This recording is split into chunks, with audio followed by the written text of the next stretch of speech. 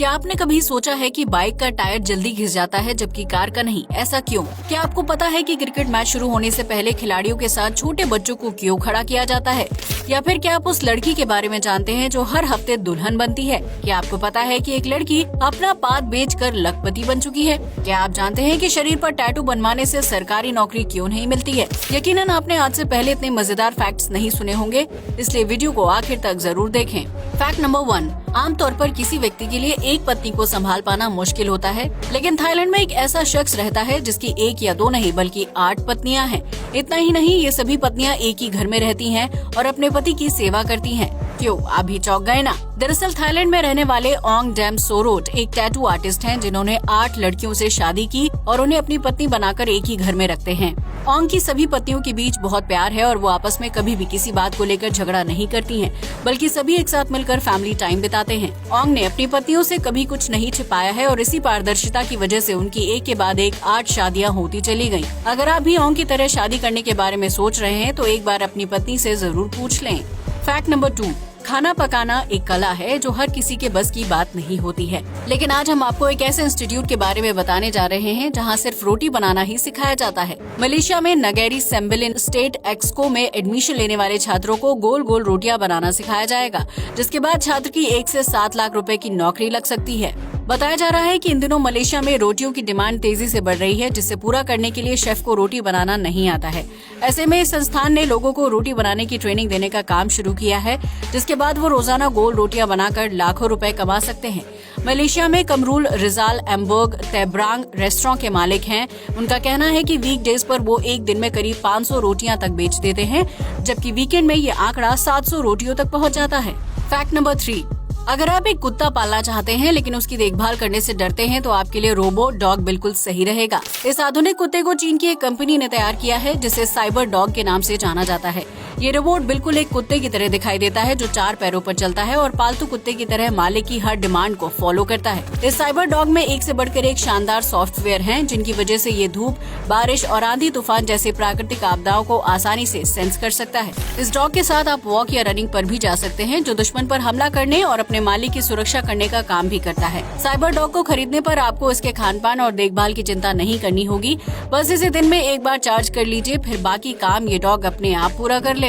Fact number 4, आमतौर पर खाना खाने के बाद शरीर के अंदर चलने वाली रासायनिक क्रिया की वजह से पेट में गैस बनती है, जिसे इंसान फाट या पाद के रूप में बाहर निकालता है। पाद मारना आपके लिए भले ही शर्मिंदगी की बात हो सकती है, लेकिन अमेरिका की एक एक्ट्रेस इससे लाखों रुपए की कमाई कर रही है। जी हाँ, आपने बिल्कुल सही सुना। अमेरिकी एक्ट्रेस स्टेफनी मैटो हर हफ्ते अपने पाद से भरे 5 जार ऑनलाइन बेचती है और इससे उन्हें रोजाना लाखों रुपए की कमाई होती है। स्टेफनी ने पाद से भरे हुए एक जार को $1000 में बेचना शुरू किया था, जिससे उन्हें हर हफ्ते 38 लाख रुपए की कमाई होती है। ऐसे में स्टेफनी ने ज्यादा पैसे कमाने के लिए ज्यादा खाना खाना शुरू कर दिया ताकि उन्हें ज्यादा फाट आए, और ऐसा हुआ भी। लेकिन उसकी वजह से स्टेफनी को अस्पताल में भर्ती होना पड़ा, क्योंकि जरूरत से ज्यादा डाइट लेने और पाद मारने की वजह से उनका बॉडी क्लॉक पूरी तरह से बिगड़ चुका था। हालांकि जब लोगों को पता चला कि स्टेफनी अस्पताल में भर्ती हैं, तो वो पाद खरीदने के लिए वहां भी जा पहुंचे। ऐसे में स्टेफनी को अस्पताल में अपनी जान बचाकर भागना पड़ा।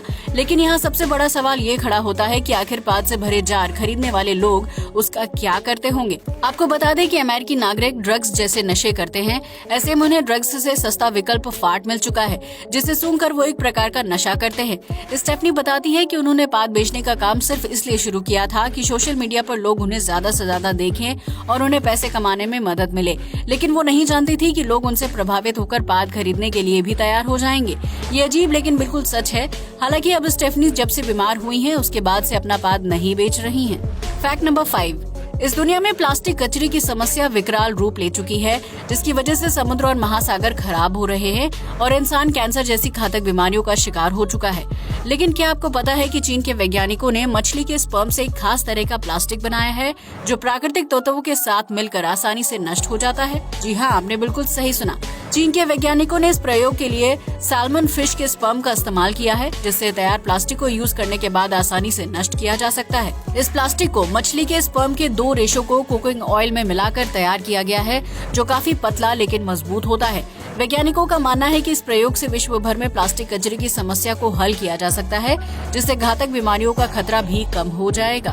फैक्ट नंबर 6, हर लड़की का सपना होता है कि वो अपनी शादी के दिन सबसे खूबसूरत और अलग दिखाई दे, जिसके लिए वो कीमती लहंगा और ज्वेलरी भी खरीदती है। लेकिन आज हम आपको एक ऐसी लड़की के बारे में बताने जा रहे हैं जो एक या दो बार नहीं बल्कि हर हफ्ते दुल्हन बनती है। जी हाँ, आपने बिल्कुल सही सुना। हर हफ्ते शुक्रवार के दिन दुल्हन का लिबास पहनने वाली ये लड़की पाकिस्तान में रहती है, जिसका नाम हीरा जीशान है। 42 साल की हीरा जीशान पाकिस्तान के पंजाब प्रांत में रहती है, जो पिछले 16 साल से हर हफ्ते शुक्रवार के दिन दुल्हन की तरह तैयार होती है। इस दौरान वो न सिर्फ लहंगा और ज्वेलरी पहनती है बल्कि अपने हाथ और पैरों में मेहंदी भी लगाती है और पूरा दिन एक दुल्हन की तरह सजी रहती है। दरअसल 16 साल पहले हीरा की मां की तबीयत बहुत खराब हो गई थी और वो अपने आखिरी वक्त में अपनी बेटी को दुल्हन बने हुए देखना चाहती थी, लेकिन उनकी ये इच्छा पूरी नहीं हो पाई। इसके बाद हीरा ने शादी तो कर ली, लेकिन वो अच्छी तरह से तैयार नहीं हो पाई थी। ऐसे में हीरा ने अपनी मां की आखिरी ख्वाहिश को पूरा करने के लिए हर शुक्रवार को दुल्हन की तरह सजना शुरू कर दिया, जिससे उन्हें डिप्रेशन से बाहर निकलने में मदद मिलती है। तब से लेकर अब तक हीरा हर हफ्ते दुल्हन की तरह सजती हैं और फोटो शूट भी करवाती हैं, जिसकी खूबसूरत तस्वीरें सोशल मीडिया पर काफी वायरल हो रही हैं। फैक्ट नंबर 7, अक्सर बाइक का टायर बहुत ही जल्दी घिस जाता है, जिसकी वजह से सड़क पर एक्सीडेंट का खतरा काफी हद तक बढ़ जाता है।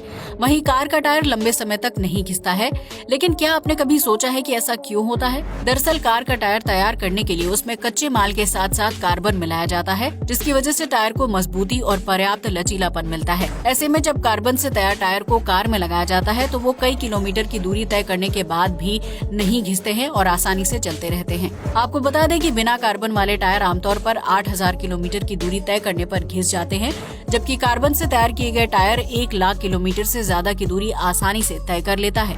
यही वजह है कि कार्बन टायर की कीमत साधारण टायर के मुकाबले ज्यादा होती है, जबकि ये सुरक्षा के लिहाज से भी अच्छा होता है। हालांकि आज के मिलावटी दौर में कार्बन के साथ भी मिलावट की जाती है, जिसकी वजह से उसकी क्वालिटी खराब हो जाती है। फैक्ट नंबर 8, आज तक आपने कई तरह के खूबसूरत डिजाइन वाले घर देखे होंगे, लेकिन क्या आपने कभी कैमरे के आकार वाला घर देखा है? अगर नहीं तो हम आपको बता दें कि ये अनोखा घर आपको कर्नाटक के बेलगाम शहर में देखने को मिलेगा, जो अपने आप में कारीगरी का एक अद्भुत नमूना है। दरअसल बेलगाम में रहने वाले रवि होंगल को फोटोग्राफी का बड़ा शौक था, लिहाजा उन्होंने अपने घर को ही कैमरे के शेप में बनवा लिया। रवि का ये अनोखा घर 3 मंजिला ऊंचा है, जिसे लेंस और रील की तरह दिखने वाले आइटम्स से तैयार किया गया है। इस घर को बनाने में 71 लाख रुपए का खर्च आया है, जो अंदर और बाहर से बिल्कुल कैमरे की तरह दिखाई देता है। ऐसे में आप समझ ही सकते हैं कि अगर किसी इंसान की दीवानगी सारी हदें पार कर ले तो वो क्या कुछ कर सकता है। फैक्ट नंबर 9, भारत में क्रिकेट फैंस की संख्या लाखों करोड़ों में है, जो मैच शुरू होने से 10 मिनट पहले ही टीवी के सामने बैठ जाते हैं। ऐसे में मैच शुरू होने के पहले दोनों टीम के खिलाड़ी कुछ बच्चों के साथ मैदान में आते हैं और फिर बारी बारी से दोनों देशों का राष्ट्रगान गाया जाता है। लेकिन क्या आपने कभी सोचा है कि खिलाड़ियों के साथ इन बच्चों को खड़ा क्यों किया जाता है? अगर नहीं तो हम आपको बता दें कि क्रिकेट खिलाड़ियों के साथ खड़े होने वाले ये बच्चे किसी न किसी एनजीओ से ताल्लुक रखते हैं, जिन्हें प्रचार के मकसद से मैच में लाया जाता है। ऐसे में मैच शुरू होने से पहले ये बच्चे खिलाड़ियों के साथ खड़े होकर राष्ट्रगान गाते हैं और अपने एनजीओ का प्रचार करते हैं, ताकि उन्हें अच्छी शिक्षा और इलाज के लिए डोनेशन मिल सके। आपको बता दें कि इन सभी बच्चों को एनजीओ द्वारा दी गई ड्रेस पहनाई जाती है, जिसमें एनजीओ का नाम और लोगो छपा होता है। यही वजह है कि घरेलू या अंतर्राष्ट्रीय मैच के दौरान विभिन्न एनजीओ से संबंध रखने वाले बच्चों को मैदान में खिलाड़ियों के साथ खड़े होने का मौका मिलता है। फैक्ट नंबर 10, भारत में सरकारी नौकरी मिलना बहुत ही मुश्किल है, जिसके लिए प्रत्याशी को कठिन परीक्षा और इंटरव्यू से गुजरना पड़ता है। लेकिन क्या आप ये जानते हैं कि परीक्षा और इंटरव्यू के अलावा सरकारी नौकरी पाने के लिए प्रत्याशी को एक और सख्त नियम का पालन करना होता है, जिसके तहत उसे अपने शरीर पर टैटू गुथवाने की अनुमति नहीं होती है। दरअसल बॉडी पर टैटू बनवाने से त्वचा और कैंसर जैसे घातक रोग हो सकते हैं, जिसकी वजह से पुलिस और आर्मी जैसे सरकारी नौकरी करने वाले लोगों का स्वास्थ्य खराब हो सकता है। इसके अलावा टैटू बनवाने वाले लोगों को अपने काम के प्रति कम जिम्मेदार समझा जाता है, इसलिए सिविल सर्विस करने वाले अधिकारियों से ये उम्मीद की जाती है कि वो अपनी नौकरी को गंभीरता से लें। हालांकि पियोन या चौकीदार जैसे पदों के लिए टैटू वाले नियम को सख्ती से फॉलो नहीं किया जाता है, लेकिन अगर आपको उच्च पद पर नौकरी करनी है तो उसके लिए आपकी बॉडी पर टैटू नहीं होना चाहिए। आज के लिए बस इतना ही। जय हिंद दोस्तों।